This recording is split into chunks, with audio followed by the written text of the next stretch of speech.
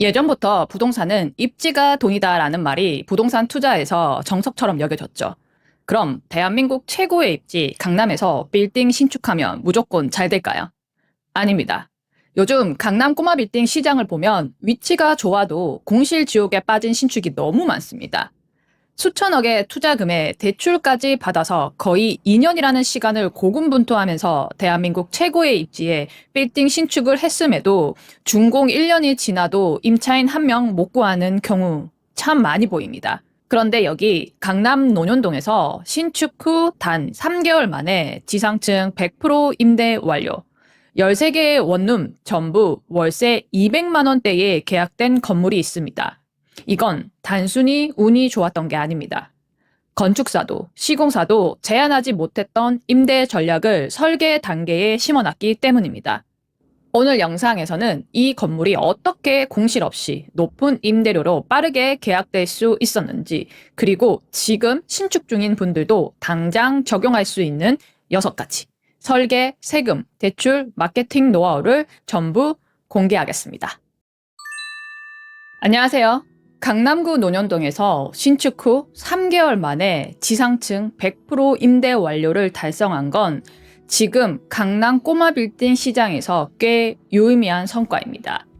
그냥 건물 외관만 보여드리는 게 아니니 끝까지 시청해 보세요. 첫 번째, 이 건물의 처음 계획은 전체를 근린생활시설로 짓는 것이었습니다.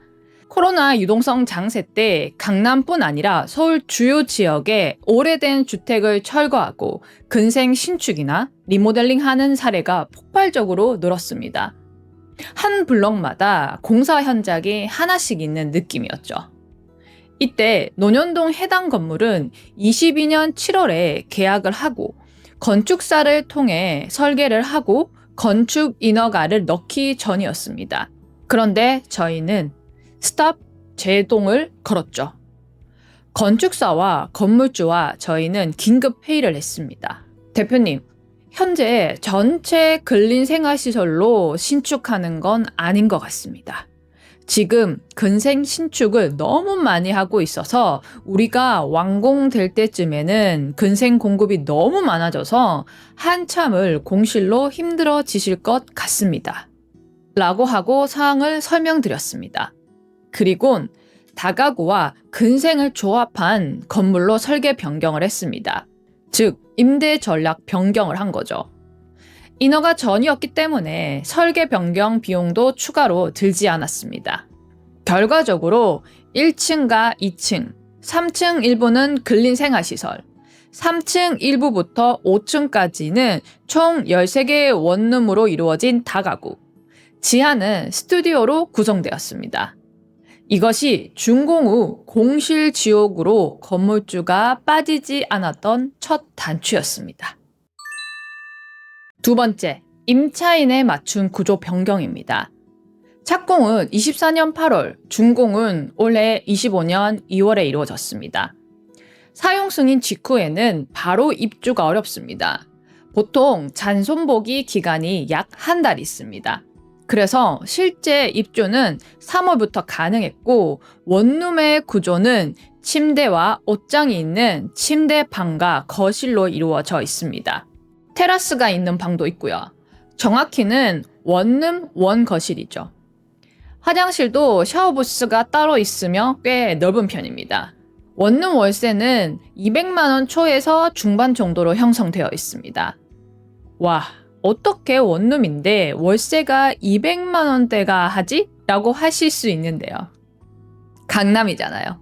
세입자분들의 직업은 해외 기업 직원분, 페이 닥터분, 아무래도 연봉이 높으신 분들이 들어오셨습니다.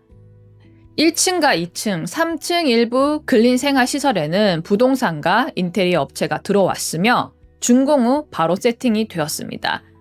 사실 이 건물에는 비하인드 스토리는 있습니다. 지상층 근생 부분과 지하 스튜디오는 이미 준공되기 전 임대 의사가 있었고 그 임차인에 맞춰서 설계가 되었습니다. 지상층은 회의실과 대표실, 이사실 등을 처음부터 나누어 사용자에 맞게 설계가 되었습니다. 특히 지하 스튜디오는 지하 1층과 2층이 서로 뚫려 있어 정말 높은 층고로 설계가 되었습니다. 사실 지하 스튜디오는 원래 들어오기로 한 지인분이 계셨는데 최근 사업 사정이 어려워져서 계약을 포기하셨습니다. 그래서 현재는 비어있는 상태입니다. 하지만 이미 지상층 만실로 건물주분께서는 열어지셨죠. 결론적으로 3층에서 5층까지 원룸으로 설계 변경을 하지 않았다면 단연코 이 건물 또한 지금도 원하는 임대료를 받지 못한 채 거의 대부분을 공실로 버텼을 겁니다. 자, 그럼 많은 분들이 주택으로 지으면 법인의 경우 세금이 너무 많이 나오지 않나요? 라고 걱정하시는 분들 계실 겁니다. 세 번째, 세금 전략을 설계 단계에서 결정했습니다. 이 건물은 건설임대사업자를 등록했습니다. 법인이 주택을 소유하면 종부세 부담이 큽니다. 하지만 이 건물은 건설임대사업자를 등록했고 종부세 합산 배제가 가능하게끔 면적 등 조건을 맞춰 설계를 했습니다. 물론 10년 보유 조건이 있지만 건물주분은 장기 보유 계획이었기에 전혀 문제가 되지 않았죠. 참고로 건설임대사업자 세제 혜택은 공동주택이냐 단독주택이냐 면적에 어떻게 되냐 등 기준이 변경되기도 하고 복잡한 부분이 있기 때문에 설계 단계부터 세무사님과 협업도 당연히 필요합니다. 자, 그럼 또 이렇게 말씀하시는 분 계시죠? 주택으로 짓게 되면 대출이 안 나오지 않나요? 네, 그래서 네 번째, 대출구조 최적화입니다. 이 건물은 근생 부분의 면적을 50% 초과로 설계했습니다. 즉, 주 용도가 근생이라는 거죠. 주택이 주 용도라면 대출이 거의 나오지 않습니다. 물론 최우선 변제 금액 등은 제외가 되고 대출이 나오지만 근생 기준으로 대출 기준이 적용되었습니다. 주 용도가 근생이 되려면 면적 부분은 다소 엄격하니 자칫 공사 중 오차가 생겨 주택 부분 면적이 더 커버리게 되면 큰일이 벌어지기 때문에 건축사와 시공사가 긴밀하게 얘기 나누면서 설계 변경 및 공사를 진행했습니다. 어떠세요? 걱정이 해결되셨나요? 강남 신축 원룸이라고 다 월 200만 원 이상 받을 수 있을까요? 아니죠. 다섯 번째, 높은 임대료를 가능하게 한 디테일입니다. 가장 핵심은 바로 주차장입니다. 현재 이 건물의 주차 가능 대수는 건축물 대장상 기계 주차장 8대, 1층 5개 주차장 6대라고 나와 있습니다. 하지만 실제로 5개는 10대를 주차할 수 있어 총 18대가 주차가 가능합니다. 막 비좁게 주차하는 건 아니고요. 기계식 주차장은 당연히 SUV도 주차가 됩니다. 혹시 지금 신축 짓고 계시는데 기계식 주차장이 SUV 주차 안 되게 짓고 계시는 분 없으시죠? 이렇게 함으로 13개의 원룸도 각 한 대씩 편안히 주차를 할 수 있으며 근생을 사용하는 임차인도 최소 2대에서 3대 이상 주차 자리를 확보할 수 있습니다. 그런데 실제로는 원룸에 사시는 분들이 차를 다 가지고 계시지 않아서 지금 너무 널널합니다. 아무튼 강남이라도 주차 너무 중요합니다. 그리고 주차 차단기, 전기차, 충전기, 근린생활시설과 주택의 입구 분리, 지하 스튜디오 공간 출입 분리, 멋진 옥상 조경, 개인 집만 들어오면 되는 원룸의 옵션들, 젊은 층들이 좋아할 만한 깔끔한 인테리어, 이런 사소한 것들이 모여서 살기 좋은 공간으로 완성이 되었습니다. 자, 이제 멋진 건물이 완성이 되고 나서 또 작전이 필요했습니다. 이것 또한 사전에 건물주와 상의를 했고 진행했습니다. 여섯 번째, 마케팅 전략입니다. 중개 수수료를 법정 수수료보다 넉넉히 지급했고 일부 원룸은 단기 임대를 통한 수익 극대화를 하였습니다. 그리고 준공 전 무리하게 임대 광고를 하지 않고 임차인이 바로 입주 가능한 상태에서 본격적으로 광고를 시작했습니다. 이거 중요합니다. 대부분의 건물주분들이 마음이 조급하여 아직 준공 후 잔손보기 공사가 완료되지 않은 상태의 임대 광고를 본격적으로 진행합니다. 먼지와 각종 자재들이 가득한 상태에서는 거의 계약이 될 확률이 없고, 한 번 다녀간 중개사와 손님은 두 번 오지 않게 되는 결과를 맞이하게 됩니다. 저희는 최대한 빠르게 시공사와 움직여서 임차인이 들어올 수 있는 좋은 상태로 만들고 본격적으로 임대 강구를 했습니다. 중개료도 순간은 수수료가 더 많이 나간다고 생각하지만 몇 달의 공실이 생기는 것보다 훨씬 나은 선택입니다. 추가로 임대 공간을 예쁘게 꾸며 놓았습니다. 좋은 향도 나게끔 하고요. 날씨가 좋은 날을 골라 광고 사진을 찍었습니다. 강남구 논현동은 단기 임대 수요가 많은 지역입니다. 출장을 오는 외국인도 많고요. 아마 일정 부분은 수익을 위해 계속해서 단기 임대로 운영이 될 가능성도 있어 보입니다.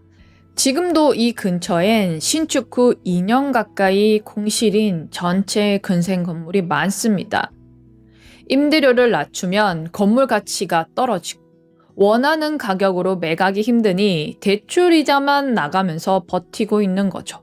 여러분, 이번 논현동 건물 사례를 보시면 어떠신가요? 지금 건물을 지으실 건물주분들이 이 영상을 보고 계시다면 정말 딱 한 가지만 기억하고 가셔도 됩니다. 이 한 가지만 제대로 알면 건물주분은 수억 원을 절약할 수 있습니다. 그건 바로 건축사와 시공사가 아무 탈 없이 건물을 잘 지어주는 것 말고 내 상황에 맞는 다양한 의견과 전략까지 제안해 줄 것이라고 기대하지 말라는 겁니다. 건축사는 외관이 멋진 작품이 나오는 건물을 짓는 데 집중합니다. 시공사는 설계에 맞춰 짓되 비용을 줄이고 이익을 최대로 남기는 것이 최우선 목표죠. 어쩌면 당연한 일입니다. 나쁘다고 말하는 게 아닙니다. 그래서 이러한 세세한 제한은 거의 없습니다. 여기 공간이 좁으니 미닫이 문으로 가시죠. 이 지역은 2층까지 상가가 잘 되는 지역이니 2층까지만 외부 계단을 하시죠. 1층은 너무 좁으니 과감히 전부 주차장으로 빼는 건 어떨까요? 이런 이야기를 해줄 사람은 대부분 건물주 편에 선 임대 전문가뿐입니다. 혹시 이 영상을 보시고 행복건축사, 행복건설, 행복부동산 이렇게 한 회사에 모여서 있는, 즉 원스톱 서비스가 더 좋다고 생각하시나요? 그들끼리 뭉쳐서 건물주 분의 말을 안 들을 가능성이 좀 높습니다. 저는 웬만하면 피하시라고 말씀드립니다.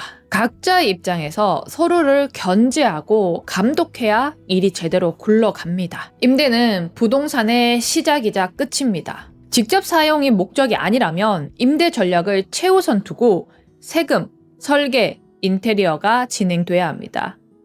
신축 전에 반드시 임대 전략을 세우시고 아니면 건물주인 여러분과 같은 목표에서 바라봐주는 사람과 함께 하시길 바랍니다.